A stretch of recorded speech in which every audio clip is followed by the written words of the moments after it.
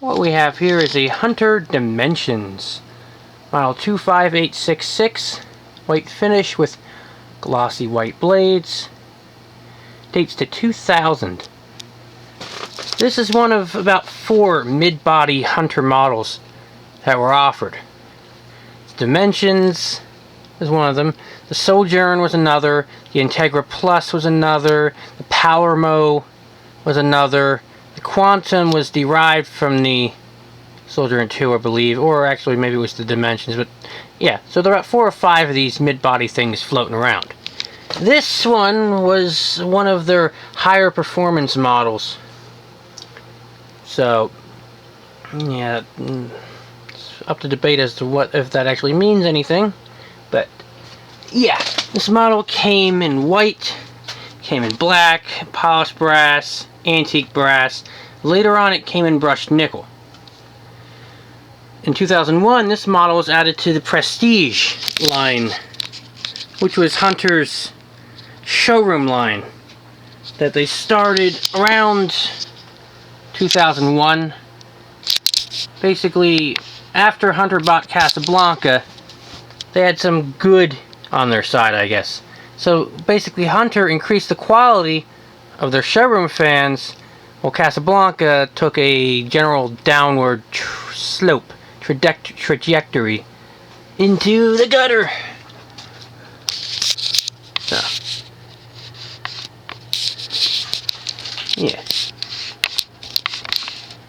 It's a 3-speed fan, pull chain. It is light kit adaptable.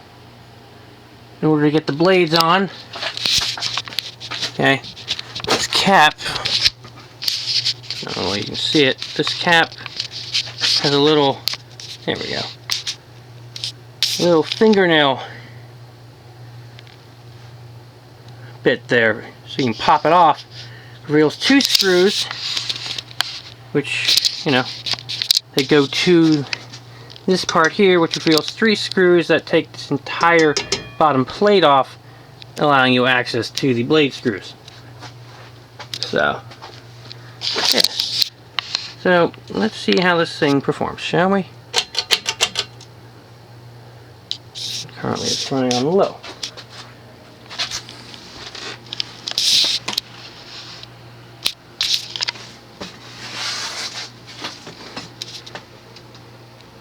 The Dimensions actually lasted a lot longer in the Prestige line than I would have expected.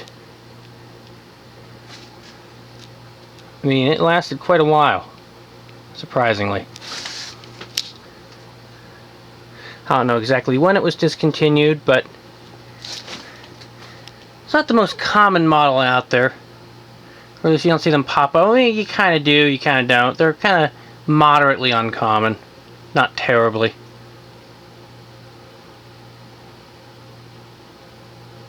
Low speed is your average Hunter.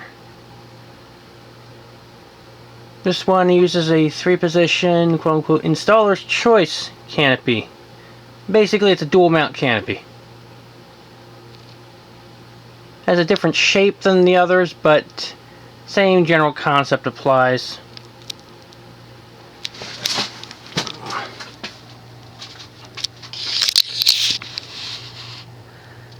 I got this one at a God Tier salvage store. Now going to medium. There were 5 of them at this place when I visited. All white. One had a slightly longer down rod. I think it was about 18, maybe 24 inches. I elected not to get that one because I already had 4 fans with me that were, let's just say, height challenged. One fan had a 24-inch rod, 2 fans had 48-inch rods, 1 fan had a 96-inch rod. Yeah, did that all fit in my car? Of course it did. So medium, it's your pretty average Hunter medium. It's not too fast, it's just about right. I think this model uses a, I don't want to say it's a 172 by 20, it's probably a 172 by 15. because Hunter generally never liked to use 188s in their fans. They always loved their 172s because they just wanted to be meh. Because most 90s Hunters are meh. Like, they're okay. They're not great. They're not terrible. They're just meh. So.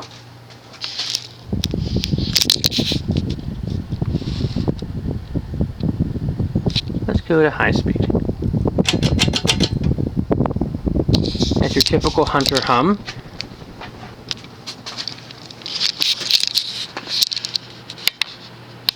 I want to say this is doing about 170 on high. And it was a fair amount of air.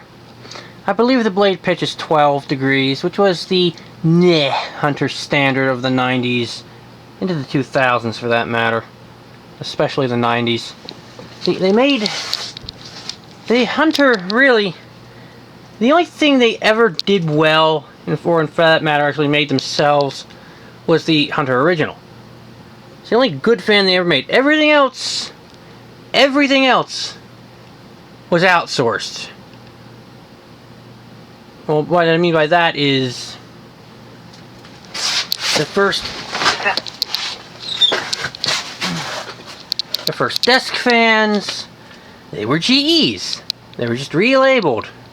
Okay, eventually they started making their own in the 20s and 30s, into the 20s, but they were knockoffs of the GE, and they were crap. Then they bought Century. How did they get a DC fan? A DC ceiling fan? Well, they most likely, I haven't confirmed this, but they most likely took Century's DC closed top, their 60-inch DC, direct current closed top fan, and just put their badge on it. They did this with their 36-inch fans as well, Centuries. So, yeah, they just bought out another brand. Oh, now we're doing this now. Cool. Alright, so it's just like, and then R&M bought them, and then R&M had always been making fans. They always made their own stuff, right? But like, and then they started doing the imports. The Comfort Breeze was the first one. I think that was a CEI product, right? And then CEI was, still is a major OEM for Hunters. Basically their go-to, right? So, like, the only thing they ever made themselves were their originals. That's it. So, and everything else is just meh. When the Comfort Breeze came out, dealers hated it.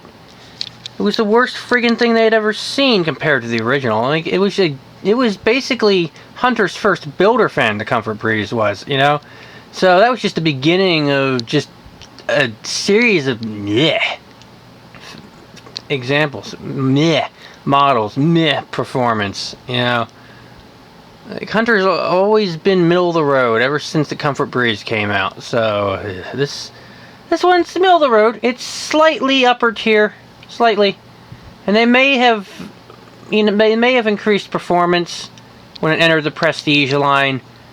But I mean, this one's okay. It moves an adequate amount of air. It's adequately quiet. It's not perfect. Like most 90s Hunters are like that. They're just whatever, But the dimensions, it's a nice style. I like the mid-body design. So yeah. Of course, the only reason I got this was because it was cheap. It's not something I would ever go out of my way for, not even in black. But let's turn it off.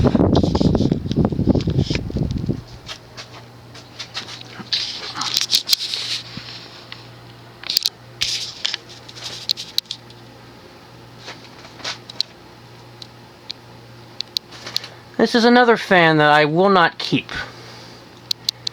This is another fan that I will eventually sell. It's not something that I've been looking for forever. It's not something particularly noteworthy to me, so I will sell it.